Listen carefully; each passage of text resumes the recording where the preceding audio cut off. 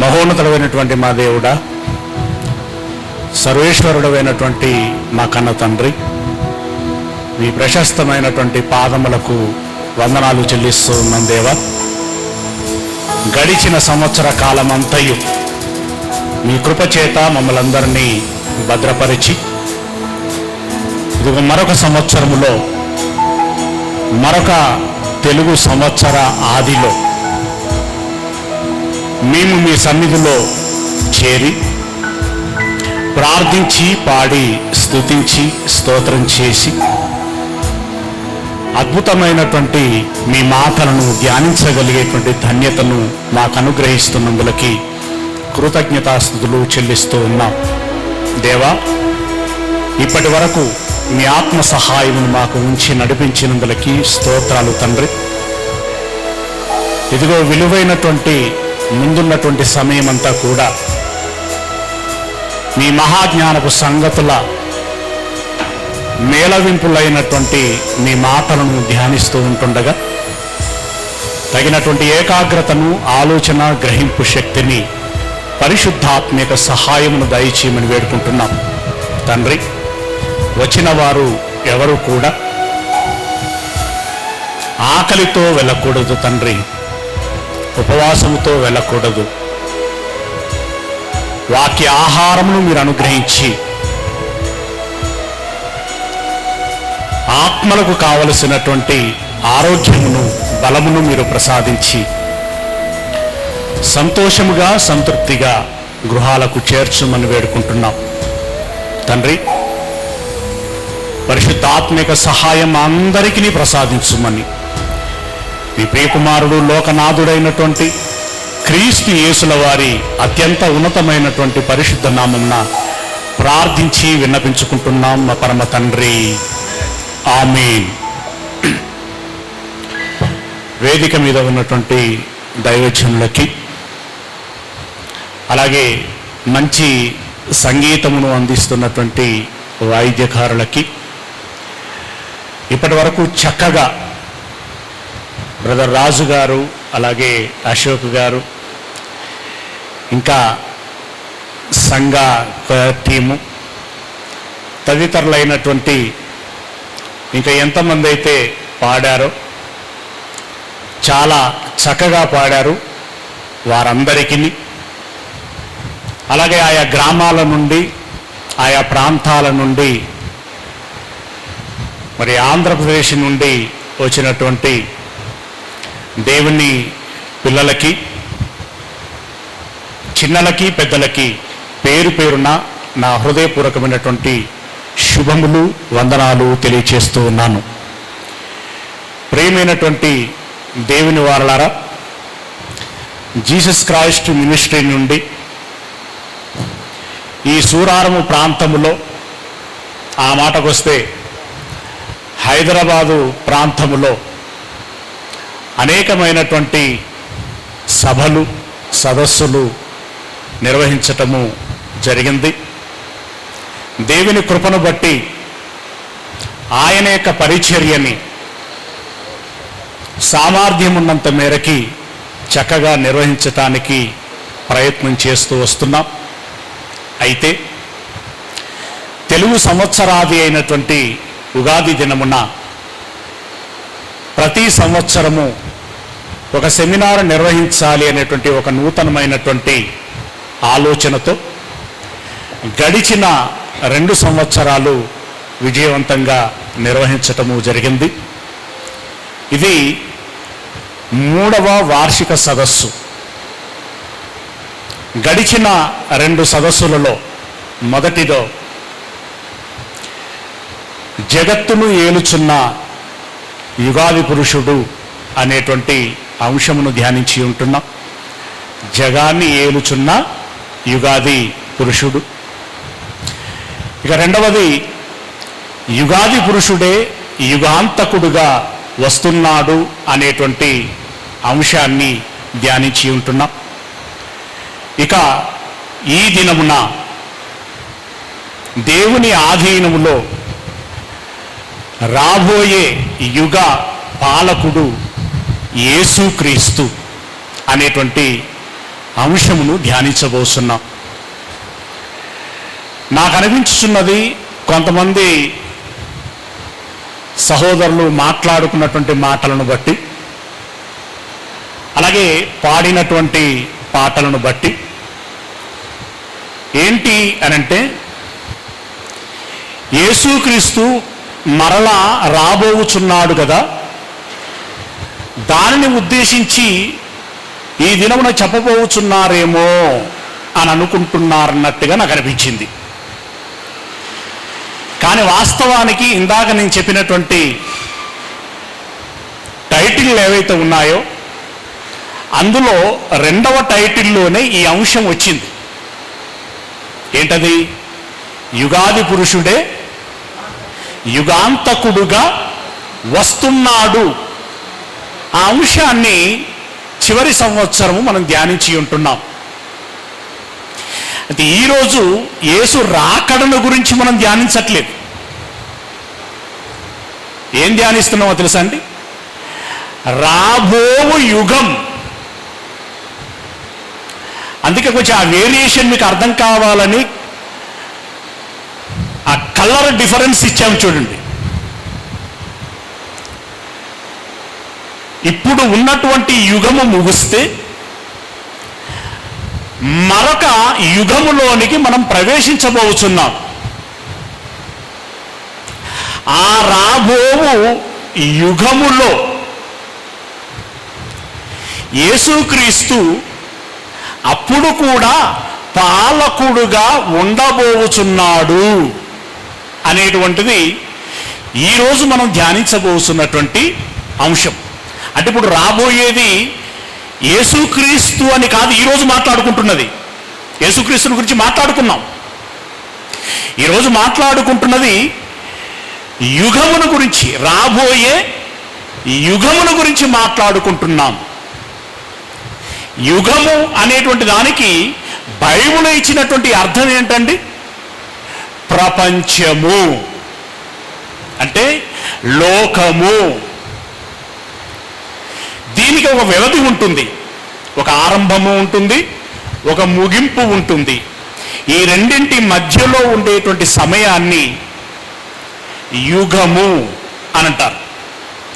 అయితే లోకములో మనం మాట్లాడుకుంటున్నటువంటి యుగానికి ఈ రకమైనటువంటి అర్థము ఉంటే, రాబోయేటువంటి యుగమునకు ఆది లేదు, అంతము లేదు.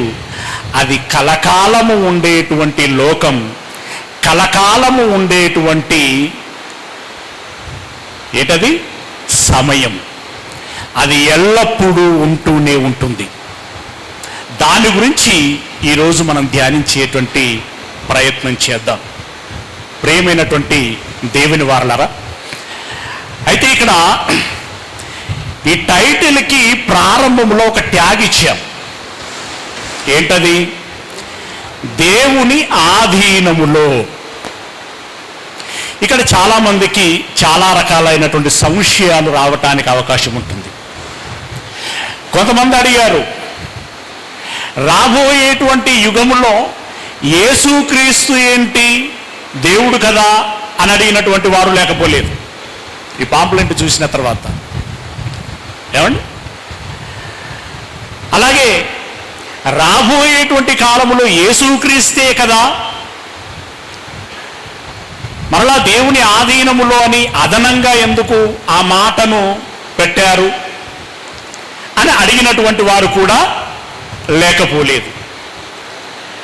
ఈ రెండు అంశములని గడిచిన అనేక పాఠాలలో మనం స్పృశిస్తూ వస్తున్నాం. ఈ దినమున కూడా దాని గురించినటువంటి మూల భావాలని తెలుసుకునేటువంటి ప్రయత్నం చేద్దాం. అందులో భాగంగా పౌలు తన ప్రియమైనటువంటి ముద్దుల ఆత్మీయ కుమారుడైనటువంటి తిమోతికి రాసినటువంటి మొదటి పత్రికలోనే ఒక చక్కని మాటని తెలియచేశాడు. మొదటి పత్రిక 1వ అధ్యాయము 17వ వచనం. తిమోతికి రాసినటువంటి మొదటి పత్రిక 1వ అధ్యాయము 17వ వచనం. సకల యుగములలో రాజయ్యుండి, సకల యుగములలో రాజయ్యుండి. రాబోయేటువంటి సంవత్సరానికి కాబోయేటువంటి టైటిల్ ఇందులోనే ఉంది.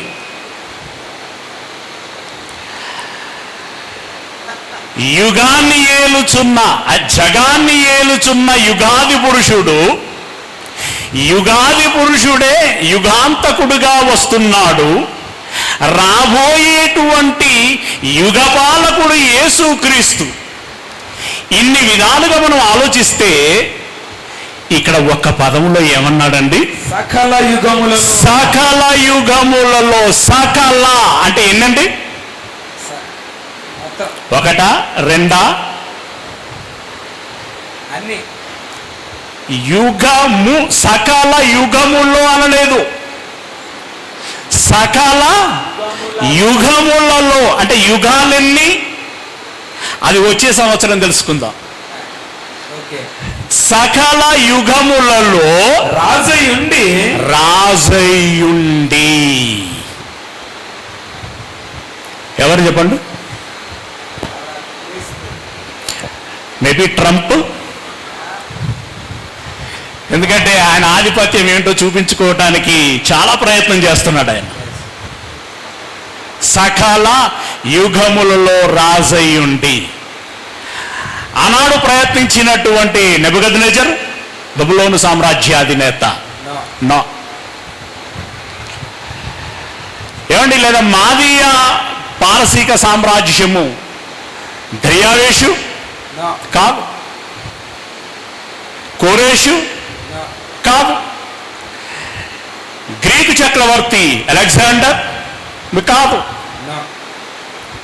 ఎవరు మరి?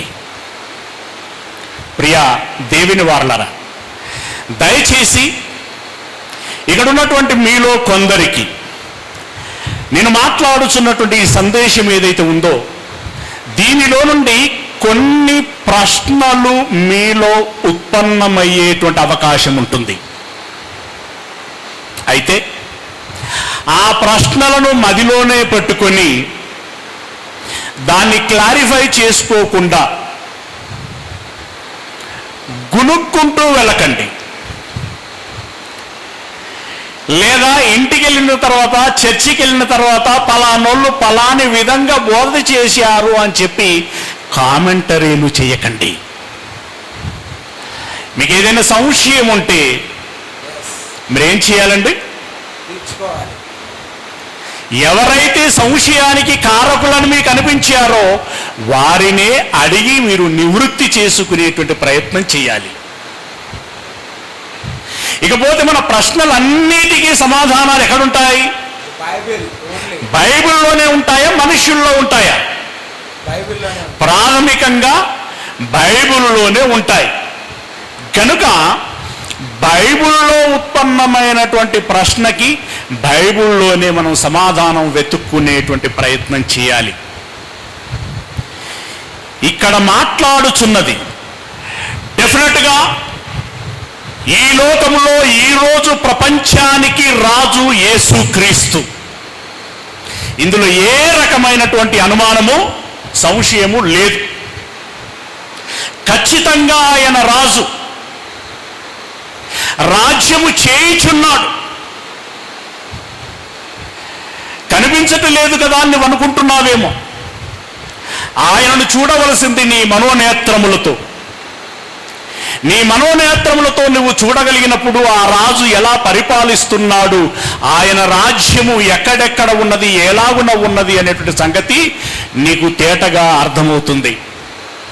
అయితే ఇక్కడ మాట్లాడుచున్నది, ఈ వచనములో మాట్లాడుచున్నది యేసు ప్రభుల వారిని గురించి కాదు. మరెవరిని గురించి మాట్లాడుతున్నాడు? యేసు ప్రభువుల వారు ఎవరిని గురించి అయితే నా తండ్రి అని ఆత్మాభిమానంతో చెప్పుకున్నాడో, అత్యంత ప్రీతిగా చెప్పుకున్నాడో, గర్వకారణముగా చెప్పుకున్నాడో, సమస్తమునకు మూలమై ఉన్నటువంటి శక్తి ఎవరైతున్నారో అతనిని గురించి చెప్తున్నాడు. అంటే క్రీస్తు యేసుల వారి తండ్రిని గురించి చెబుతున్నాడు. ఏమని చెప్తున్నాడు? సకల యుగములలో రాజయుండి అక్షయుడును అదృశ్యుడును అగు అద్వితీయ దేవునికి సకల యుగములలో రాజు. గడిచిన యుగాలు కావచ్చు, గడుస్తున్న యుగము కావచ్చు, రాబోయేటువంటి యుగములు కావచ్చు, ఈ ఏ యుగములలోనైనా సకల యుగములలో రాజై ఉండి అక్షయుడును, ఆయన అక్షయుడు అంటే దాని అర్థం ఏంటి? నాశనము లేనటువంటి వాడు, మరణము లేనటువంటి వాడు. రెండవది అదృశ్యుడును. ఏమండి? అదృశ్యుడును, కనిపించనటువంటి వాడు, మనుష్య కంటికి కనిపించనటువంటి వాడు. నేను దేవుణ్ణి చూశాను బ్రదర్ అని ఎవరైనా చెబితే అది పచ్చి బూటకమని మీరు వెంటనే ఇలాంటి వాక్యాలను బట్టి ఎరగాలి. అయితే ఈరోజు ఈ కుర్చీలన్నీ ఎందుకు ఖాళీ ఉన్నాయో తెలుసా? ఇదిగో ఇలా చెబుతారు కాబట్టే మేము అక్కడికి రాము, మేము అక్కడికి పోము. సత్యం ఎవరికి రుచించదు,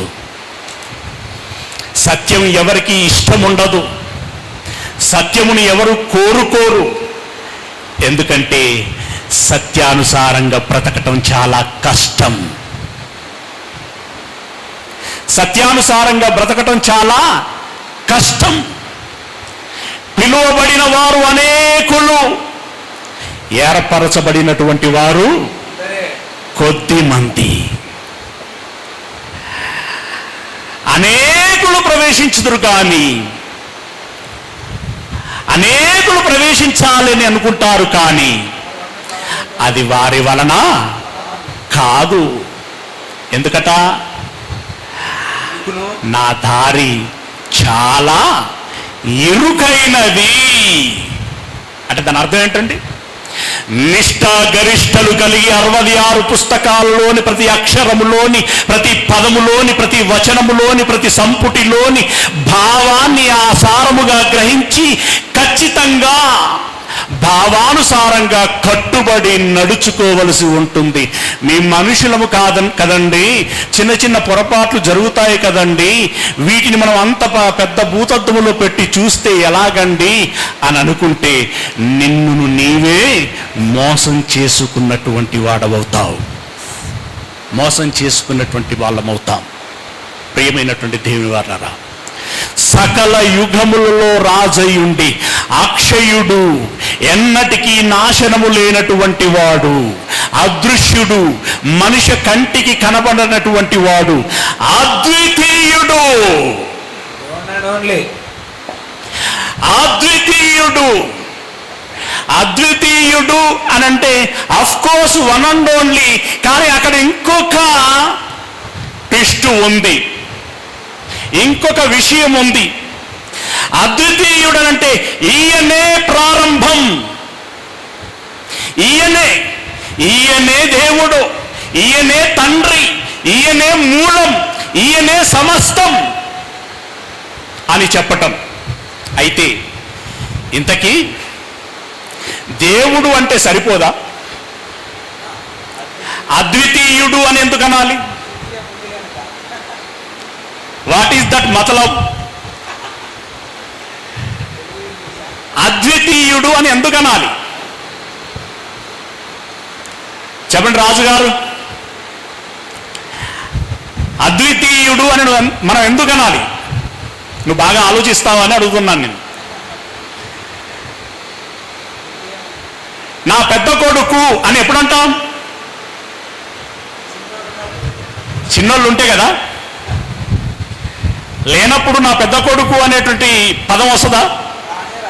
నా కొడుకు అని చెప్తాం. ఎంతమంది అయ్యా అంటే ఒక్కడే అని అంటాం. కానీ అద్వితీయుడు అంటావు అక్కడ? అద్వితీయుడు అనవు. అద్వితీయుడు అని ఎప్పుడంటే, అద్వితీయుడు అంటే దాని అర్థం ఏంటి? మొదటివాడు అని చెప్పడం. మొదటివాడు అన్నావంటే రెండోవాడు, మూడోవాడు ఎవరు ఉన్నారు అని దాని అర్థం. ప్రతి పదాన్ని తట్టి పట్టి చూడాలి. యేసు ప్రభుల వారు కేవలం కుమారుడండి, అదర్వైజ్ ఆయన ఏమీ కాదండి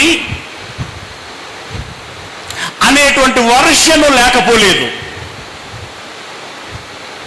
ప్రియులారా, యేసు ప్రభుల వారి గురించి అనేక సందర్భాలలో అనేక సిరీస్లు మాట్లాడుకోవటం జరిగింది, యూట్యూబ్లో ఉన్నాయి. యేసు ప్రభుల వారు దేవుని కుమారుడు, ది సేమ్ టైం కుమారుడైనటువంటి దేవుడు. ఆఫ్టర్ ఆల్ మనుషులలో మంచిగా బ్రతికినటువంటి వారిని, క్రీస్తు యేసుల వారి లక్షణాలను ధరించుకొని బ్రతికినటువంటి వారిని ఉద్దేశించి ఏమన్నదండి బైబిల్? అనగా దేవుడు ఏమన్నాడు? మీరు దైవములని నేనంటినని మీ ధర్మశాస్త్రములో వ్రాయబడి ఉండలేదా? మీరు అంటే ఎవరు? పరిశుద్ధులు. మీరు అంటే ఎవరు? నిజమైన క్రైస్తవులు, వాక్యానుసారంగా బ్రతికేటువంటి వారు. వారే దైవములైనప్పుడు మరి యేసుక్రీస్తు కాడా? No doubt at all. అయితే యేసు ప్రభుల వారికి ఒక తండ్రి ఉన్నాడు, ఆయనకు ముందెవరిగా లేరు. యేసు ప్రభుల వారికి ముందు తండ్రి అయిన యెహోవా ఉన్నాడు, ఆయన అదృశ్యుడు. ఆయనకు ముందు ఎవరు లేరు, అందుకే ఆయన అద్వితీయుడు. ఈయనే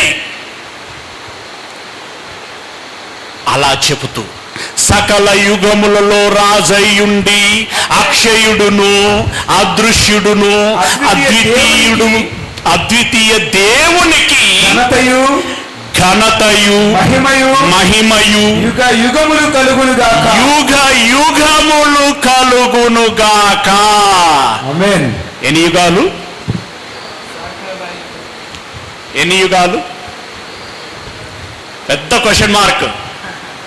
దాని ఆన్సర్కి వచ్చే సంవత్సరం దాకా వేచి ఉండాలి.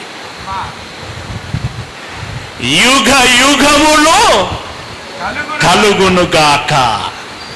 సకల యుగములలో రాజయ్యున్నటువంటి దేవునికి తన పిల్లల ద్వారా మహిమ ఘనత యుగ యుగములు చెల్లునుగాక.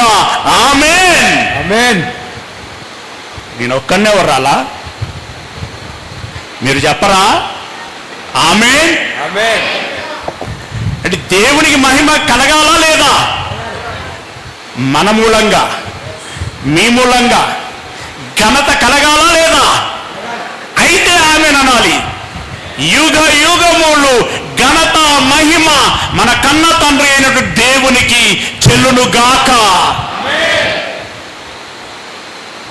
ఓకే, ఇక్కడ ఏ పదం వాడాడు? అద్వితీయుడైనటువంటి దేవుడు. ఆయన సకల యుగములలో రాజు. ఆయనకు మహిమ ఘనత మన ద్వారా చెల్లాలి. Okay, right. యిర్మీయా గ్రంథం 10వ అధ్యాయము 10వ వచనములో నుండి. యిర్మీయా గ్రంథం 10వ అధ్యాయము 10వ వచనములో నుండి. యెహోవాయే నిజమైన దేవుడు, యెహోవాయే నిజమైన దేవుడు, ఆయనే జీవము గల దేవుడు. ఎవరు నిజమైన దేవుడు అండి? యెహోవాయే. ఏ అంటే యెహోవాయే అంటే ఒక్కడే, ఆయన ఒక్కడే. ఆయన తప్ప మరెవరు లేరు. లేరు. మరి మొకబడుచున్నవన్నీ అనబడుచున్నది అనబడినవే తప్ప అయినవి కాదు.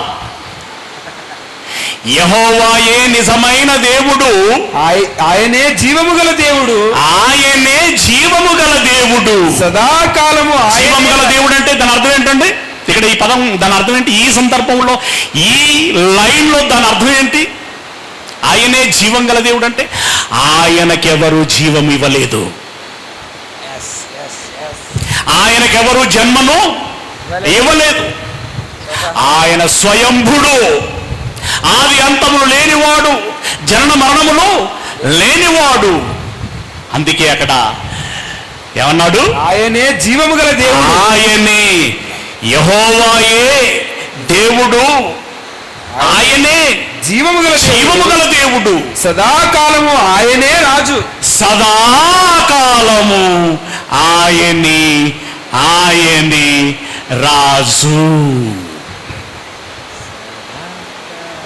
సదాకాలం అంటే ఎల్లప్పుడూ, ఎప్పుడైనా ఆయనే రాజు. ఇందులో డౌట్ ఏమీ లేదు. ఆమేన్. ఆయనే రాజు. యెహోవాయే దేవుడు, ఆయన జీవము గలవాడు, సదాకాలము ఆయనే రాజు.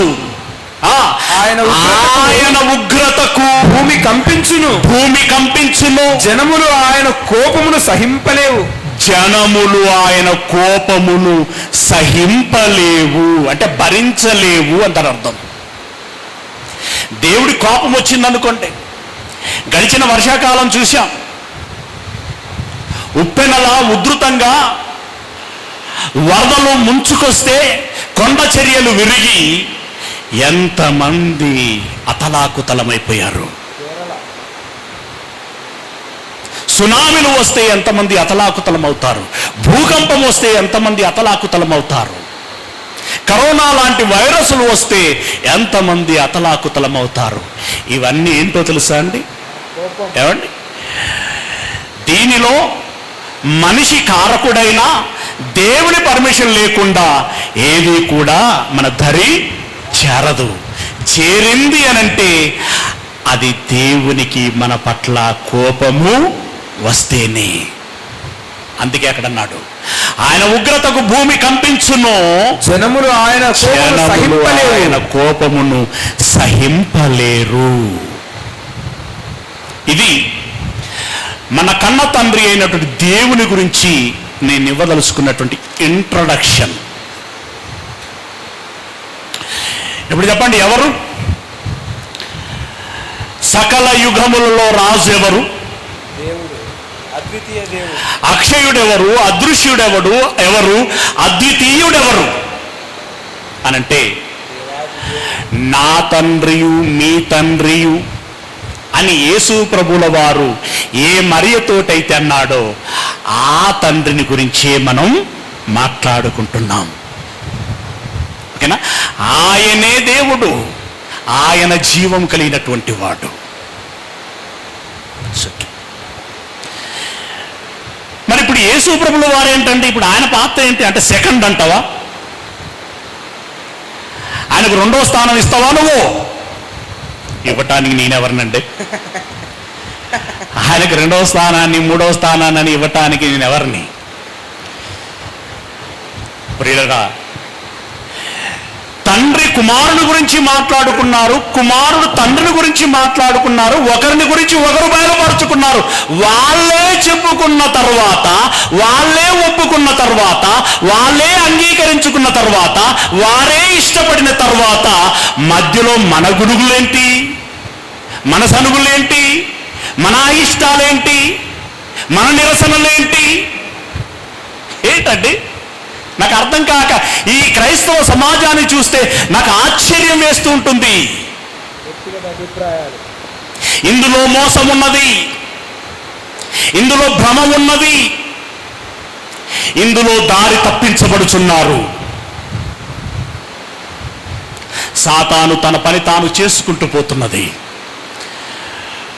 మనం ఏం చేస్తున్నామనేది మనమందరము జాగ్రత్తగా చూసుకోవలసినటువంటి విషయము. యేసు ప్రభుల వారు వెళుతూ వెళుతూ ఒక మాట అన్నాడు. ఏమన్నాడు అనంటే,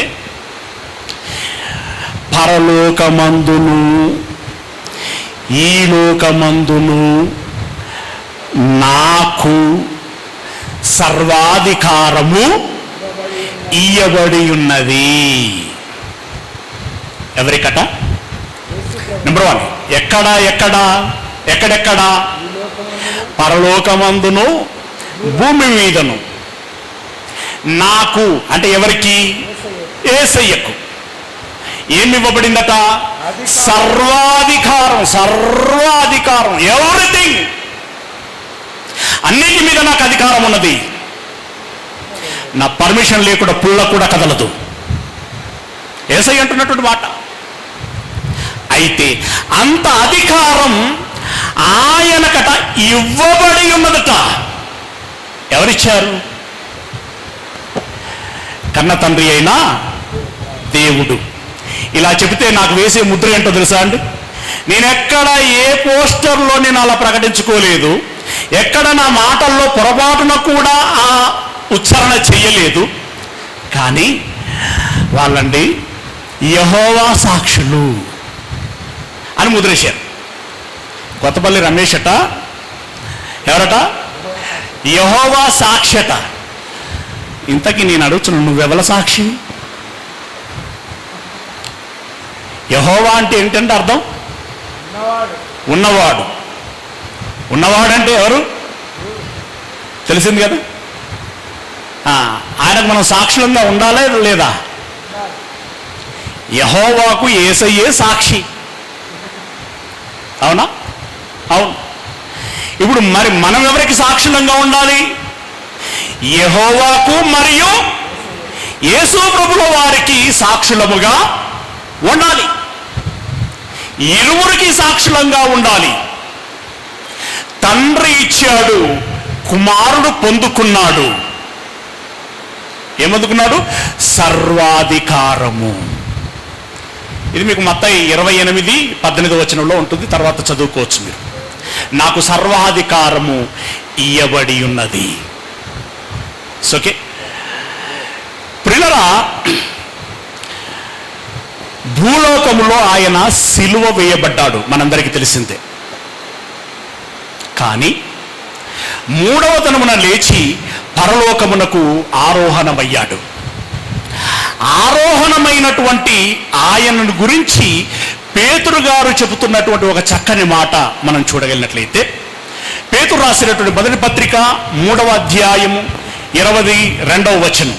పేతురు రాసినటువంటి మొదటి పత్రిక 3వ అధ్యాయము 22వ వచనం. ఆయన పరలోకమునకు వెళ్ళి దూతల మీదను అధికారుల మీదను శక్తుల మీదను అధికారము పొందినవాడై. ఏమంటే దూతల మీద, అధికారుల మీద, శక్తుల మీద అధికారము పొందినవాడై దేవుని కుడిపార్శ్వమున ఉన్నాడు. అంటే అన్నిటి మీద అధికారమును పొందినవాడై. ఎలా వచ్చింది అది? దేవుడు ఇచ్చాడు, ఆయన పొందుకున్నాడు. అధికారము పొందినవాడై ఎక్కడ కూర్చున్నాడట? దేవుని యొక్క కుడిపార్శ్వమున కూర్చున్నాడు. దేవుని గురించి మాట్లాడుకున్నాం. యేసు ప్రభుల వారు ఈ లోకములోనికి వచ్చి 33.5 సంవత్సరాలు బ్రతికి వెళ్ళిపోతున్నటువంటి తరుణములో, నాకు ఇహలోకమందును పరలోకమందును అధికారం ఇవ్వబడి ఉన్నది అని చెప్పినటువంటి ఆయన పరలోకమునకు వెళ్ళి దూతల మీద, అధికారుల మీద, శక్తుల మీద ఏమందుకున్నాడట? అధికారమును పొందుకొని ఉన్నాడు. పరలోకములో ఉన్నటువంటి దేవదూతలు ఎన్నైతే ఉన్నాయో, అందులో మిఖాయేలు లాంటి, గబ్రియేలు లాంటి రకరకాలైనటువంటి ప్రధానులైనటువంటి వారు ఎవరెవరైతే ఉన్నారో, వారికి ఉన్నటువంటి శక్తులేంటో వాటన్నిటి మీద యేసయ్యకి అధికారము ఇవ్వబడి ఉన్నది. అధికారము కలిగిన వాడై ఉన్నాడు. ఇక్కడ ఓకే, ఇప్పుడు దేవుడి గురించి మీకు ఒక ఇంట్రడక్షన్, యేసు ప్రభుల వారి గురించి ఒక ఇంట్రడక్షన్. ఓకే, ఇప్పుడు మనం మాట్లాడుకుంటున్నది ఏంటి అని అంటే, రాబోయేటువంటి యుగములో రాబోవు యుగ పాలకుడు యేసు క్రీస్తు. ఇక్కడి పాలన ఎలా ఉన్నది?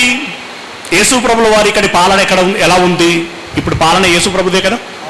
ఎలాగుంది? క్రైస్తవులు సంతోషంగా ఉన్నారా? రకరకాలైనటువంటి శోధనలలో, శ్రమలలో ఉన్నారా? శ్రమలలో ఉన్నారు. ఈ పరిపాలనలో శ్రమ. మరి రాబోయేటువంటి యుగ పాలనలో ఎలాగుంటుంది? ఇలాగే ఉంటే అది మనకు అవసరమా? చెప్పాలి. రాబోయేటువంటి యుగములో అంటే రాబోయేటువంటి పరలోకములో, మనం చేరుకోబోయేటువంటి పరలోకములో, ఆ పరలోకములో కూడా ఇక్కడున్నట్టుగానే ఇరుకులు, ఇబ్బందులు, శ్రమలు, శోధనలు, దుఃఖం, కష్టం, కన్నీరు ఇవన్నీ అక్కడ కూడా కంటిన్యూ అయ్యాయనుకోండి, అప్పుడు మనకు యెహోవా యేసుక్రీస్తులు అవసరమా? నేనైతే అవసరం లేదంటాను. దానికంటే ఎంతో కొంత ఉన్నంతకాలం ఏదైనా వనంలో పండ్లు తిన్నట్టుగా ఎంతో కొంత నన్న ఇక్కడ సాతాను పుణ్యమా అని తిని తాగొచ్చు. ఏమంటారు? ఏకీభవించారు చేస్తాండు, అంతే కదా. లేదు, మాకు రాబో యుగంలో అంటే పరలోకంలో కూడా ఇక్కడున్నటువంటి శ్రమనే, ఇక్కడున్నటువంటి కన్నీరే, ఇక్కడున్నటువంటి వేదనే మాకు ఉంటేనే బాగుంటుందండి, అదే మేము కోరుకుంటున్నామనే వారు చేతండి. బ్రదర్ అందరి అన్నిటికీ చేస్తున్నట్టున్నాడు ఆయన. జాగ్రత్త వినాలి. అలా కాకుండా రాబోయేటువంటి యుగం అంటే పరలోకము అని గుర్తుపెట్టుకోండి. పరలోకములో నాకు నెమ్మది ఉండాలి, శాంతి ఉండాలి, సమాధానము ఉండాలి, సంతోషము ఉండాలి, సంతృప్తి ఉండాలి అన్నవాళ్ళు చేయొద్దండి. దేవునికి స్తోత్రం కలుగును గాక. ఎత్తని వారికి దక్కదు సుమా, ఇప్పుడే గుర్తుపెట్టుకోండి. ఎందుకంటే మీరేం కోరుకుంటున్నారనేటువంటి దానికి నిదర్శనం మీ చెయ్యి.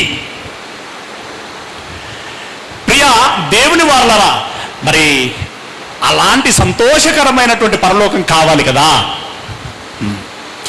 యేసు ప్రభుల వారు పరలోకానికి ఎలా వెళ్ళారు?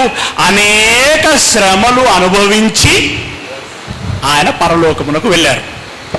పరలోకమునకు వెళ్ళి దేవుని కుడి పార్శ్వములో కూర్చున్నాడు. ఏం కలిగి? ఆయన ఇక అరెస్టు చేయబడతాడు అనగా చేసినటువంటి ఒక ప్రార్థన ఉన్నది. ఆ ప్రార్థనలో దేవునికి ఒక విన్నపం చేశాడు. దేవా, చేయుటకు నీవు నాకు అప్పగించినటువంటి పనిని భూమి మీద సంపూర్ణముగా నేను నెరవేర్చి ఉన్నాను కనుక లోకము పుట్టక మునుపు నేను నీ యొద్ద ఉన్నప్పుడు ఏ మహిమైతే నాకు ఉండెనో తిరిగి మరల నాకు ఆ మహిమను అనుగ్రహించుము అని అడిగాడు. అంటే మహిమ కలిగిన జీవితం ఇయ్యయ్యా అని అన్నాడు. మహిమ కలిగిన జీవితం అంటే దాని అర్థం ఏంటి? అందులోనే ఇందాక మనం చెప్పుకునే ఇంగ్రీడియంట్స్ అన్నీ ఉన్నాయి. మహిమగల జీవితము అనంటే ఎన్నటికి నాశనము లేనటువంటి జీవితం, మరణము లేనటువంటి జీవితం, దుఃఖము లేనటువంటి జీవితం, కష్టము లేనటువంటి జీవితం, సంతోషకరమైనటువంటి జీవితం. ఆ జీవితం నాకు అనుగ్రహించుము అని యేసయ్య తన తండ్రిని అడిగాడు. మరి తన తండ్రి తనకు ఇచ్చుంటాడా లేదా? ఇస్తాడా ఇవ్వడా? మన కన్న తండ్రి ఎలాంటి వాడండి? ప్రేమ కలిగినటువంటి వాడా? ద్వేషం కలిగినటువంటి వాడా? ప్రేమ కలిగినటువంటి వాడు. అంటే కుమారుడు అడగటం ఏంటి, తండ్రి ఇవ్వకపోవటం ఏంటి? అందున యేసయ్య నువ్వు నేనంటే ఏమో, అంతే కదా, మనలాంటి వాళ్ళం అంటే ఏమో. కానీ యేసయ్య లాంటి కుమారుడు అడిగినప్పుడు ఖచ్చితంగా యెహోవా లాంటి తండ్రి ఇచ్చి తీరుతాడు. యేసయ్య లాంటి మహిమ కలిగినటువంటి పరలోకమును అధిరోహించినందులకి దేవునికి స్తోత్రం కలుగును గాక. ఎందుకన్నానో చెప్పాయి, ఈ మాట ఎందుకన్నానో తెలుసా? యేసయ్యకు అనుగ్రహిస్తేనే మనం దక్కించుకునే అవకాశం ఉంటుంది అని. ఆయనకే దక్కకపోతే మనకు దిక్కెక్కడిది ఉంటుందా? అలాంటి మహానుభావుడికే దక్కకపోతే మనకు దిక్కెవరు? కనుక ఆయన ఖచ్చితంగా దక్కాలి. ఆయనకు దక్కితే మనకు దక్కి తీరుతుంది. ఆ కుమారుని గురించి రాయబడినటువంటి చక్కని మాటలు బైబిల్లో నుండి మనం ఎన్నో చిక్కగా చూడగలుగుతాం. మరొక అద్భుతమైనటువంటి మంచి మాటను మనం చూడగలిగినట్లయితే ఎఫెసీలో రాసినటువంటి పత్రిక 1వ అధ్యాయము 21వ వచనములో నుండి, ఎఫెసీలో రాసినటువంటి పత్రిక 1వ అధ్యాయము 21వ వచనములో నుండి, ఆయన బలాతిశయము చేత, ఆయన అంటే ఇక్కడ దేవుడు సందర్భాలని చాలా చక్కగా చూసుకోవాలి. మీ ఐక్యూ ఎక్కువ ఉంటే వెంటనే కింద మీద మీ కనుగుడ్లను ఆడించండి. ఎవరిని గురించి ఇక్కడ సందర్భం మాట్లాడబడుచున్నది? దేవుని. లేదంటే ఇంటికి వెళ్ళిన తర్వాత మరలా పునర్విమర్శన చేసుకోండి. ఓకే, ఏమంటున్నాడు? ఆయన తన బలాతిశయము చేత క్రీస్తు మృతులలో నుండి లేపి బలాతిశయము. లేచాడా, లేపబడ్డాడా? ఇట్లాంటి క్వశ్చన్లు వచ్చినప్పుడు చాలా చిక్కుగా ఉంటుంది కదా. రైట్, సరే, దాని లోతుల్లో నేను వెళ్ళదలుచుకోలేదు. దేవుడు తన బలాతిశయము చేత యేసు ప్రభుల వారిని లేపి సమస్తమైన ఆధిపత్యము కంటెను నెబుకద్నెజరు కలలు కన్నాడు, మహాసామ్రాజ్యాన్ని వశం చేసుకోవాలి అని. అంటే లోక దేశాలన్నిటినీ నా గుప్పిట్లో పెట్టుకోవాలి అని. అలాగే మాదీయ పారసిక సామ్రాజ్యపు అధినేతలైనటువంటి కోరేషు లాంటి వారు కోరుకున్నారు ఈ సామ్రాజ్యం మా హస్తగతం చేసుకోవాలి అని.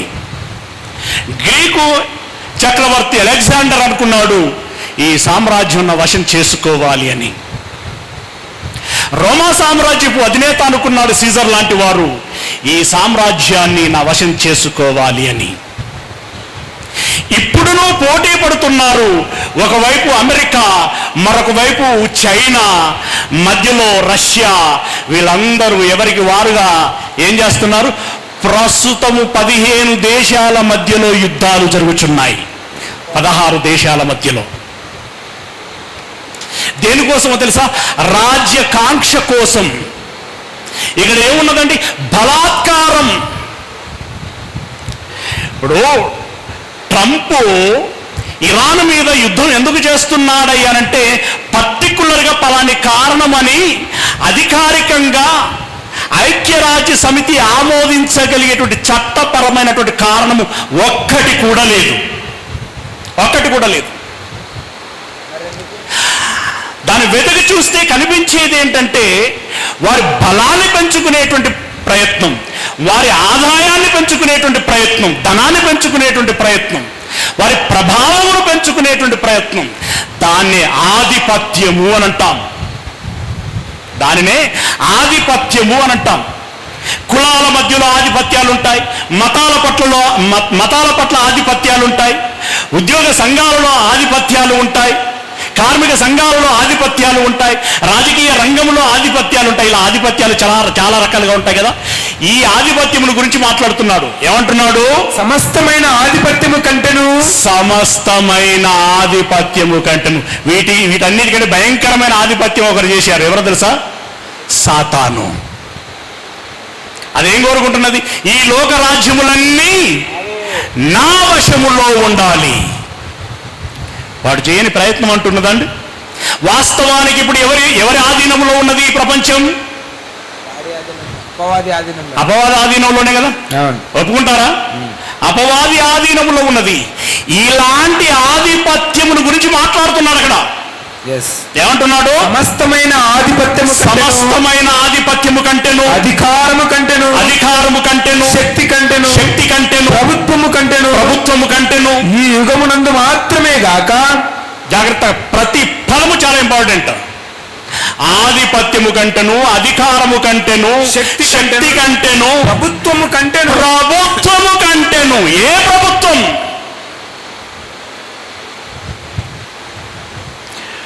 భారతదేశంలో ఉన్నటువంటి ప్రభుత్వం, అలాగే ప్రపంచ దేశాలలో ఉన్నటువంటి ప్రభుత్వాలు. ఈ ప్రభుత్వము కంటేను, ఈ యుగమునందు మాత్రమే గాక, అంటే ఈ లోకములో మాత్రమే కాక, రాబోవు యుగమునందును అంటే పరలోకమునందును.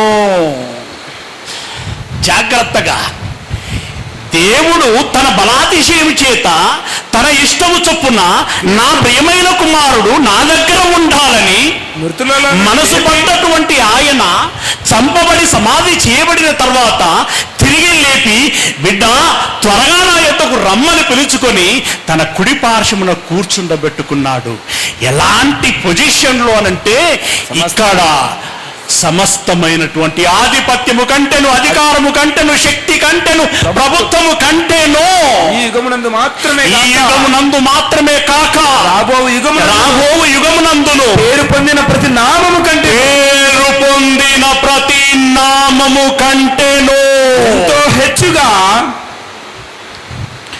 పేరు పొందిన ప్రతి నామము కంటేను. చరిత్రలో మనం గతములోని పేరుగాంచిన వ్యక్తులు ఎవరు అని అనగానే కొంతమంది జ్ఞాపకం వస్తుంటారు. అందులో మంచోళ్ళు ఉండొచ్చు, చెడ్డవాళ్ళు ఉండొచ్చు. చెడ్డవాళ్ళు కూడా గుర్తుంటారు. అవునా? వీళ్ళందరికంటే, హేమీలు అనబడినటువంటి వారందరికంటే, ఉద్దండులు అనబడినటువంటి వారికంటే, ఒంటి చేతిలో చక్రం తిప్పారు అని చెప్పబడినటువంటి వారందరికంటే అంటున్నాడు, పేరు పొందిన ప్రతి నామము కంటేను ఎంతో హెచ్చుగా. ఇక్కడ మిఖాయేలు కంటేను అని కూడా వస్తుందండి. అవును, ఏమండి? మిఖాయేలు కంటేను, గబ్రియేలు కంటేను, ఇలా దేవదూతలు ప్రధానమైనటువంటివి ఎన్నైతే ఉన్నాయో వాటన్నిటికంటేను. ఇంకా నువ్వు చెప్పాలంటే సాతాను కంటేను, ఈ యుగమునందు మాత్రమే కాక రాబో యుగమునందునున్నటువంటి ప్రతి నామము కంటే ఎంతో హెచ్చుగా పరలోకమునందు ఆయనను తన కుడి పార్శ్వమున కూర్చుండబెట్టుకొని ఉన్నాడు. ఇది యేసయ్యకు సంతోషకరమైనటువంటి సందర్భమా, దుఃఖకరమైనటువంటి సందర్భమా? సంతోషకరమైనటువంటి సందర్భం కదండి.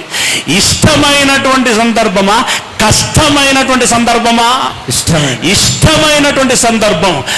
తండ్రిని విడిచి 33.5 సంవత్సరాలు ఈ లోకములో మాత్రమే ఉండి తిరిగి పరలోకమునకు వెళ్ళి ఆ తండ్రిని కల్లార చూసి కౌగిలించుకొని, తండ్రి, కుమారుడా బాగున్నావా అని ఆనంద బాష్పాలు తన తండ్రి తన కుమారుని కంట తుడిచి గుండెలకు హత్తుకొని కుడి పార్శ్వమున కూర్చుండబెట్టుకున్నటువంటి ఆ అద్భుతమైనటువంటి మధుర క్షణాలు ఎలా ఉంటాయో ఒకసారి ఊహించండి. వర్ణింపగలనా? ఏంటది? నీ ప్రేమను పాడండి ఎవరైనా ఒక పల్లవి. వర్ణింపగలనా? ఎవరికి రాదా? వర్ణింపగలనా వివరింపలేను యేసయ్యా నీవు నాకు చేసిన మేలు. యేసయ్య నీవు చేసిన మేలు. మరి యెహోవా యేసయ్యకు చేసిన మేలు ప్రియులారా, అది అద్భుతమైనటువంటిది, ఆనందమైనటువంటిది, వర్ణింప శక్యము కానటువంటిది కదా. రైట్. ఇప్పుడు అమ్మయ్య బ్రతికి బయటపడ్డారా, లేకపోతే సాతాను వాడు పెట్టిన టార్చర్ అంతా ఇంతనా? ఎన్ని ఇరుగులండి, ఎన్ని ఇబ్బందులండి, ఎన్ని అవమానాలండి, ఎన్ని నిందలండి, ఎన్ని కొరడా దెబ్బలండి, ఎన్నిసార్లు చంప ప్రయత్నం చేశారండి, ఎంత భయంకరంగా శిలువ మరణ ప్రదర్శన అండి. మా బాబోయ్, అడుగడుక్కి పరిసయ్యుల రూపంలో వాళ్ళు శాస్త్రులు ఉన్నారు, యాజకులు ఉన్నారు, పెద్దలు ఉన్నారు, సామాన్య ప్రజలు ఉన్నారు. ఇది చేస్తే తప్పు, అది చేస్తే తప్పు, ఇది ఒప్పు, అది ఒప్పు, ఇలా రకరకాలుగా నువ్వు దేవునికి, ధర్మశాస్త్రానికి, మోషేకి, యూదా ఆచారాలకి వ్యతిరేకంగా నువ్వు మాట్లాడుచున్నావు, నువ్వు బ్రతక తగదు అని చెప్పి ఆయనను పెట్టినటువంటి హింస అంతా ఇంత కాదు. దానంతటి నుండి చాలా చక్కగా, చమత్కారంగా, ఉపాయంగా గట్టెక్కినటువంటి ఆయన పరలోకమునకు వెళ్ళిన తర్వాత, బ్రతుకు జీవుడా, మా బాబోయ్ తప్పించుకొని వచ్చాను, ఎవరెక్కడన్నా పోని నేనైతే బ్రతికాను బాబు అని అన్నాడా? అనుకున్నాడా? అనుకోలేదు. ఆయన ఏమన్నాడు తెలుసా? తండ్రితో మరొక అద్భుతమైనటువంటి మాట అన్నాడు. యోహాను సువార్త 17వ అధ్యాయము 24వ వచనం. యోహాను సువార్త 17వ అధ్యాయము 24వ వచనం. తండ్రి నేను ఎక్కడ ఉందునో అక్కడ నీవు నాకు అనుగ్రహించిన వారును నాతో కూడా ఉండవలెననియు నీవు నాకు అనుగ్రహించినటువంటి నా మహిమను వారు చూడవలెనని కోరుచున్నాను. మన ప్రభువు, మన రాజు, మన యేసయ్య, మన రక్షకుడు తండ్రితో ఏం కోరుకున్నాడండి? ఏం కోరుకున్నాడు? అయ్యా, నేను ఎక్కడ ఉంటానో, ఏ మహిమలో ఉంటానో, నీవు నాకు అనుగ్రహించినటువంటి వారు అంటే ఎవరండి? క్రైస్తవులు, మనమేనా? ఆ నమ్మకం ఉందా? మనమే అన్నవారు చేయొద్దండి. మనలను ఉద్దేశించే అడిగాడు యేసయ్య. దేవునికి స్తోత్రం కలుగును గాక. ఏమని అడిగాడు? అయ్యా, నేను ఎక్కడ ఉందునో, ఏ మహిమలో ఉందునో అక్కడ నీవు నాకు అనుగ్రహించినటువంటి వారును ఉండులాగునా, నా మహిమను వారు చూచులాగునా కోరుచున్నాను అని అన్నాడు. ఎంత మనసున్నటువంటి మహనీయుడండి, ఎంత ప్రేమ కలిగినటువంటి వాడండి, ఎంత నెనరు కలిగినటువంటి వాడండి.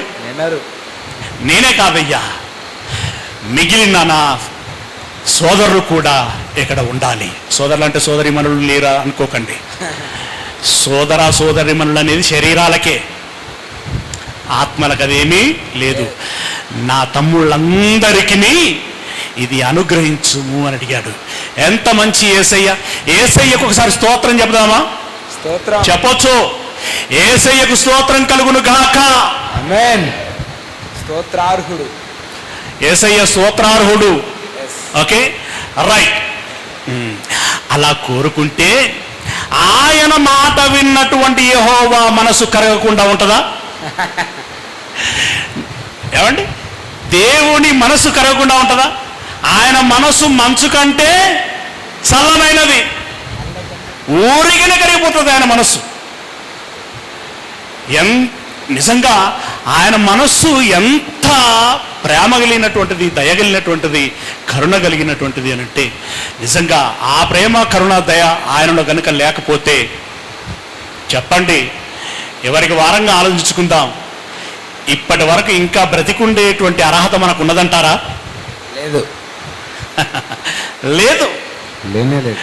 అయినను ఇంకా మనం సజీవులంగా ఉన్నాం, నిత్య జీవపు మాటలను వింటున్నాం, మరింత అర్హతను పెంచుకోగలిగేటువంటి అవకాశాన్ని పొందుకుంటున్నాం కదా.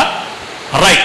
అలా పొందుకున్నటువంటి మన కోసం ఇదే పత్రికలో 2వ అధ్యాయము 6-7 వచనాలలో చెప్తున్నాడు చూడండి, చక్కని మాట. 2వ అధ్యాయము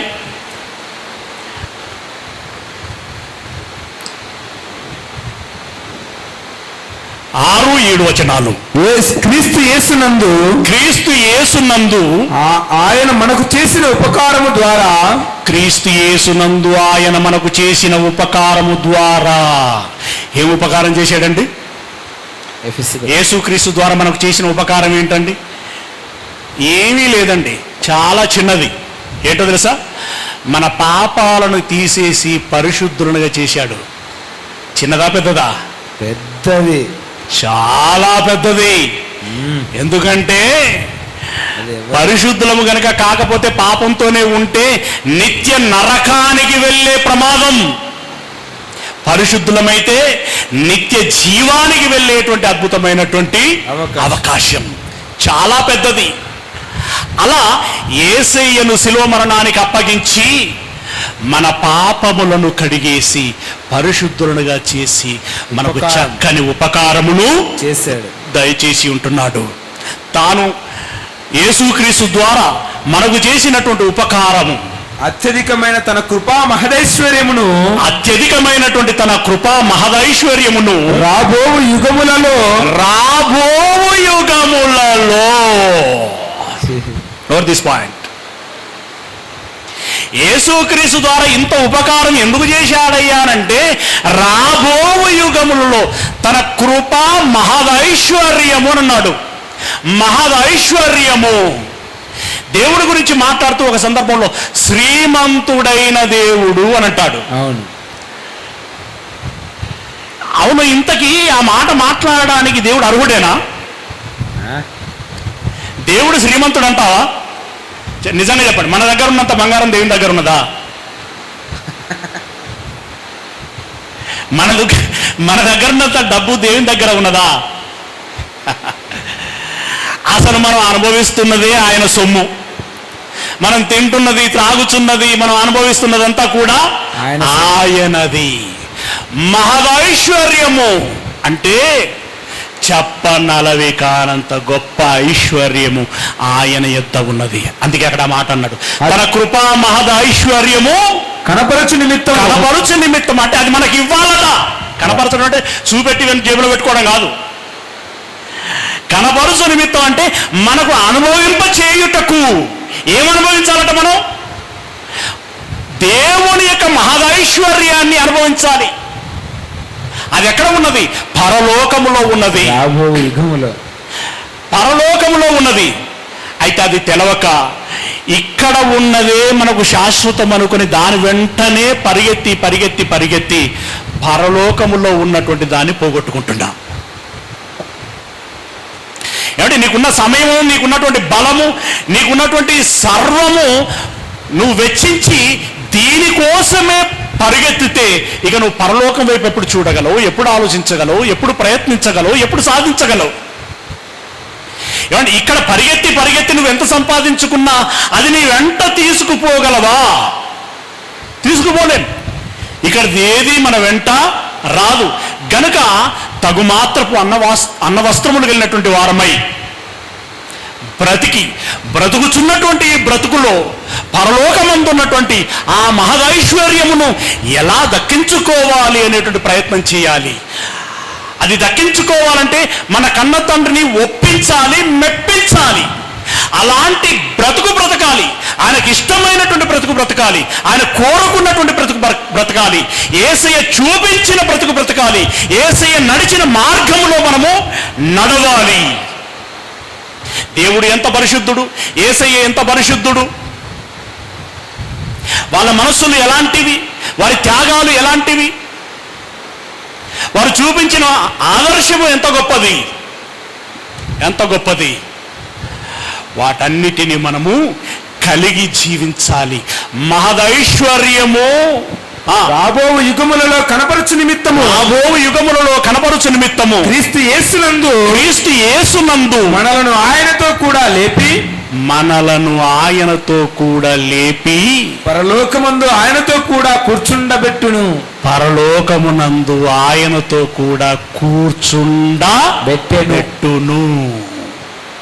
బెట్టెను కాదు, బెట్టును. కూర్చుండబెట్టును. మహదైశ్వర్యము. నిజంగా ఏదో పాటల్లో రాసుకుంటాం, ప్రకటన గ్రంథం లాంటి పుస్తకాల్లో కొన్ని చదువుకుంటూ ఉంటాం. ఏదో మనకు తెలిసిన భాష, మనకు అర్థమయ్యేటువంటి భాష, మనం సంతృప్తి పడేటువంటి భాషలో కొన్ని చెప్పబడతాయి. అది బంగారుమయమై ఉన్నది, రత్నములతోటి చెక్కబడి ఉన్నది, వజ్రములతో పొదిగింపబడి ఉన్నది, బంగారు వీధులు, బంగారపు రాజా వీధులు, ఏమండి పట్టణాలు అని. అలాగే ఒక మంచి సెలయేరు, దాని ఓరన జీవవృక్ష ఫలములు ఇచ్చేటువంటి చెట్లు, అవి నెల నెలకు కాపులు కాయటం, ఇలాంటి వర్ణనంతా వింటాం. అది కేవలం ఈ శరీరములో ఉన్నటువంటి మనము చూసేటువంటి, వినేటువంటి, అనుభవించేటువంటి వాటిని ఉదాహరణగా చేస్తూ పరలోకం ఎలా ఉంటుందంటే అని చెప్పి అర్థం చేయించడానికి ఒక ఛాయ చూపిస్తున్నాడు ఆయన, ఒక శాంపిల్ చెబుతున్నాడు. కానీ పరలోకం అంటే వజ్రాలతో ఉండేటువంటి చిన్నది కాదది, ముత్యములతో ఉండేటువంటిది కాదది, బంగారముతో ఉండేటువంటిది కాదది. బంగారము చాలా చిన్నది, వజ్రాలు, ముత్యములు, పగడాలు ఇవన్నీ నథింగ్ అండి. అక్కడ చాలా చిన్నవి. మహదైశ్వర్యము, మహదైశ్వర్యము. అది ఎంత గొప్ప ఐశ్వర్యం అంటే మనం చూడబోతాం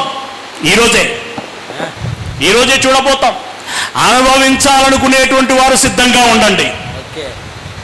ఎస్, ఆయన తన అత్యంత కృపా మహదైశ్వర్యమును మనకు అనుగ్రహించవలనని క్రీస్తు యేసునందు మనలను లేపెను. ఏమన్నాడు అక్కడ చివరి మాటలు? ఏమన్నాడు? క్రీస్తు యేసునందు మనలను ఆయనతో కూడా లేపి పరలోకమందు ఆయనతో కూడా కూర్చుండబెట్టెను. ఎందుకంటే ఇక పరలోకానికి ఎవరు వెళ్ళలేదు. ఆయన చూస్తున్నటువంటిది చూశాడు గనుక ఆయనకు కనబడింది చెప్తున్నాడు వర్ణన అక్కడ. Okay, right. ఇప్పుడు ఇక్కడ చివరికి ఒక మాట చూసుకుని ఈ సెషన్ ముగించుకుందాం.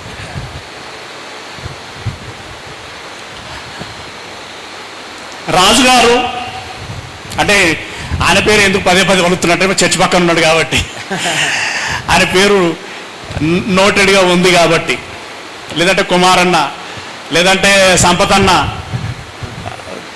తమ్ముడు భాస్కరు, ఇక ఇలా కొంతమంది కనబడుతున్నారు. మీరు చెబితే ఎంతమంది వింటారు? వాక్యమని కాదు, ఏదైనా. మీకు ఎంతమంది లోబడతారు? సరే అన్నా అని చేస్తారు, చెప్పినట్టు నమ్మకంగా. మన కడుపున పుట్టిన బిడ్డలే మన మాటలు వినరు. విన్నటువంటి బిడ్డలు చాలా గొప్పలు, చాలా గొప్పలు. ఓకే, ఇప్పుడు ఇక్కడ చెప్తున్నటువంటి మాట ఏంటంటే, హెబ్రీలో రాసినటువంటి పత్రిక 2వ అధ్యాయము 5వ వచనం. హెబ్రీలో రాసినటువంటి పత్రిక 2వ అధ్యాయము 5వ వచనం. మనము మాట్లాడుచున్న ఆ రాబోవు లోకమును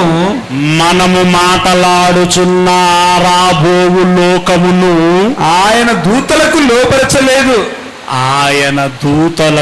లోబరచలేదు. మొన్న నేను సెక్రటేరియట్కి వెళ్ళానండి. సెక్రటేరియట్కి వెళ్తే పాప అక్కడికి ఒక ఫ్యామిలీ వచ్చి మేము ఈ సెక్రటేరియట్ని చూడడానికి వచ్చామండి అని అన్నారు. వాళ్ళు చూడడానికి వచ్చేది పో అమ్మ పో అని అన్నారు. అంటే చూడడానికి వీల్లేదు, కుదరదు అని అన్నాడు ఆయన. ఇంతకి ఇప్పుడు వాళ్ళు ఎక్కడి నుండి వచ్చారు పాపం?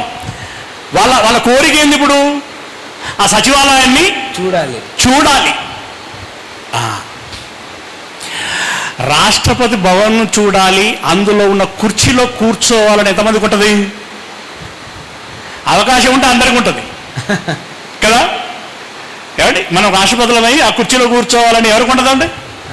ఉంటుంది. కలెక్టర్ కుర్చీలో కూర్చోవాలంటుంది, ప్రధానమంత్రి కుర్చీలో కూర్చోవాలంటుంది. అమ్మో, ఈ పొలిటీషియన్ల వెంట ఆ ర్యాలీగా వెళుతుంటే కార్లను చూస్తున్నప్పుడు, ఆ హైఫైను చూస్తున్నప్పుడు, ఆ అంగు ఆర్భాటంను చూస్తున్నప్పుడు, నేను ఎమ్మెల్యేని అయితే బాగుండు, ఎంత బాగుండు, నేను మినిస్టర్ని అయితే ఎంత బాగుండు అని అనుకున్నటువంటి వాళ్ళు ఎంతమంది ఉంటారండి? అయితే నువ్వు అనుకున్నావు కదా బిడ్డ, అయితే వచ్చి కూర్చో అని చెప్పేటోళ్ళు ఎవరు? ముచ్చటపడుతున్నానండి మోదీ గారని మనం అందరం అన్నాం అనుకోండి. ఇక్కడ ఎంతమంది ఉన్నాం? 100 మంది ఉన్నారా? కష్టమే. ఓకే, మనం అందరము అప్లికేషన్ పెట్టుకున్నాం అనుకోండి, ఆ 2 రోజు ఒక్కొక్కరు వచ్చి పరిపాలన చేయండి అని అంటారా? అనరు. ఆ అవకాశం లేదు. ఇక్కడ జాగ్రత్త గమనించండి.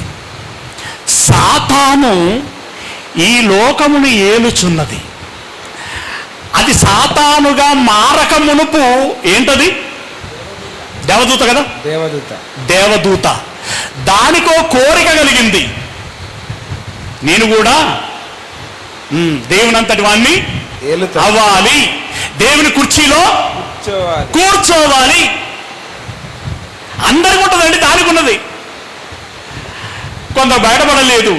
అంటే బయటపడలేదు మీన్స్ అది చెప్పలేదు. ఆయన స్థానాన్ని మనం కోరుకోవటం తగదు అని అవి లిమిటేషన్లో ఉన్నాయి. కానీ ఇది మాత్రం బయటికి వెళ్ళగక్కింది. అయితే ఇక్కడ తాను చెప్తున్నటువంటి మాటలో మనము దేవదూతలందరిని ఉద్దేశించి చెప్తున్నటువంటి మాట, మనం మాటలాడుచున్న ఆ రాబోవు లోకమును ఆయన దూతలకు లోబరచలేదు. ఆయన దూతలకు లోబరచలేదు. ఎవరికి లోబరచలేదట? దేవదూతలకి పరలోకాన్ని లోబరచలేదు. మరి పరలోకంలో దేవదూతలు ఉంటాయా? ఉంటాయి. ఎందుకుంటాయి? పరిచారకులుగా. దేవుడు పరిశుద్ధుడు పరిశుద్ధుడు పరిశుద్ధుడు అని నిత్య గాన ప్రతిగానములు చేయటానికి ఉంటాయి. తన పిల్లలైనటువంటి వారికి పరిచర్య చేయటానికి, సేవ చేయటానికి సేవకులైనటువంటి ఆత్మలుగా ఉంటాయి. మరి పరలోకమును ఎవరికి లోబరుస్తాడు? ఏమంటే మనం మాట్లాడుకుంటున్నటువంటి ఆ లోకమును దేవదూతలకు లోబరచలేదట. అయితే మరి ఎవరికి లోబరుస్తాడు అని అంటే 8వ వచనంలో చెప్తున్నాడు. 8వ వచనంలో ఆయన సమస్తమును లోబరిచినప్పుడు వానికి లోబరచకుండా, మనిషికి లోబరచకుండా, అంటే మనిషికి అంటే ఇక్కడ భక్తుడైన మనిషికి లోబరచకుండా దేనిని విడిచిపెట్టలేదు. ప్రస్తుతమందు మనము సమస్తమును వానికి లోపరచబడుట, ప్రస్తుతమందు మనుష్యునికి సమస్తము లోబరచబడుట ఇంకనూ చూడలేదు. అంటే దేవుడు అన్నిటినీ మనిషికి లోబరిచాడు. అయితే అన్నిటిలో అంతా లోబరచబడటం మనం ఇంకా చూడలేదు. కానీ ఏం మిగిలింది? ఈ లోకానంతటి మనకు లోబరిచాడు, అందుకే దాన్ని అనుభవిస్తున్నాం. అవునా? కానీ ఇంకా పరలోకమును మనకు ఆధీనము చేయలేదు. పరలోకమును మనకి ఇంకా ఇవ్వలేదు. మరి మరణించిన భక్తులందరూ ఎక్కడికి వెళ్ళారయ్యా? పరదేశుకు వెళ్ళారు, నెమ్మది పొందు స్థలానికి వెళ్ళారు. వెళ్ళి వారు ఆరాటపడుతున్నారు, అయ్యా ఎందాక మా నిమిత్తము భూనివాసులకు ప్రతిదండన చేయక ఎందుకు? ఇక్కడ మేము టెన్షన్గా ఉన్నాం, త్వరగా నీ దగ్గరికి రావాలని, తీర్పు తీర్చండి, మమ్మల్ని చేర్చుకోండి అని చెప్పి వారు ప్రార్థన చేస్తూ ఉన్నారు. దానికోసం, పరలోకం కోసం. అంటే పరలోకాన్ని ఈ దేవదూతలకు లోబరచడానికి దేవుడు నిశ్చయించలేదట. కానీ ఎవరికి లోబరచడానికి నిశ్చయించాడట? తన పిల్లలైనటువంటి వారికి, అనగా పరలోకమును మనకు, అనగా పరిశుద్ధులకి, క్రైస్తవులైనటువంటి వారికి పరలోకమును లోబరచటానికి సిద్ధంగా ఉన్నాడు. ఎస్, సకల యుగములలో రాజయ్యున్నటువంటి దేవుడు తన బలాతిశయము చేత యేసయ్యను మృతులలో నుండి లేపి సకలమైన ఆధిపత్యము కంటే ఎంతో హెచ్చైనటువంటి అధికారమును ఇచ్చి తన కుడి పార్శ్వమున కూర్చుండబెట్టుకొని ఉన్నాడు. అలాగే యేసుక్రీస్తు ద్వారా తాను చేసినటువంటి ఉపకారము బట్టి తన మహదైశ్వర్యము చొప్పున క్రీస్తు యేసుతో కూడా మనలను లేపి ఆయనతో కూడా తన కుడి పార్శ్వమున కూర్చుండబెట్టుకుంటాడు. దేవదూతలకి దాన్ని లోబరచలేదు. దేవుడు తన అంశ అయినటువంటి, తన భాగములైనటువంటి, ఆత్మయున్నటువంటి తనలో నుండి విడువడి పిల్లలుగా జన్మించి పరిశుద్ధులుగా బ్రతికి తండ్రికి తగినటువంటి తనయులుగా బ్రతికి దేవునికి గొప్ప ఘనతను మహిమను తీసుకొచ్చినటువంటి పిల్లలు ఎవరైతే ఉంటారో, దేవుడు గర్వపడులాగున, దేవుడు ఇష్టపడులాగున, నా పిల్లలారా నా యొద్దకు రండని ఆహ్వానము నొందులాగున ఎవరైతే బ్రతుకుతారో వారికి పరలోకమును ఇస్తాడు. అయితే ఆ పరలోకములో ఇదంతా కూడా పరలోకము, ఆ పరలోకము ఎవరికి అనుగ్రహించబడింది, ఎవరికి అనుగ్రహించబడుతుంది అని చెప్పినటువంటి మాటలు. అంతేనా? రైట్. ఇప్పుడు మనం ఎక్కడికి వెళ్దాం? పరలోకానికి వెళ్దాం. Are you ready? మీరు సిద్ధమేనా? సిద్ధమే. మనం అందరం పరలోకానికి వెళ్ళడానికి సిద్ధమేనా? సిద్ధమే. అయితే భోజనం భుజించండి, చాలా బలం తెచ్చుకోండి. ఆ తర్వాత పరలోకానికి మనం అందరం వెళదాం. దాని సంగతి ఏందో ఒకసారి చూద్దాం. దేవుడు మీ అందరికీ తోడై ఉండును కాక. ఆమేన్.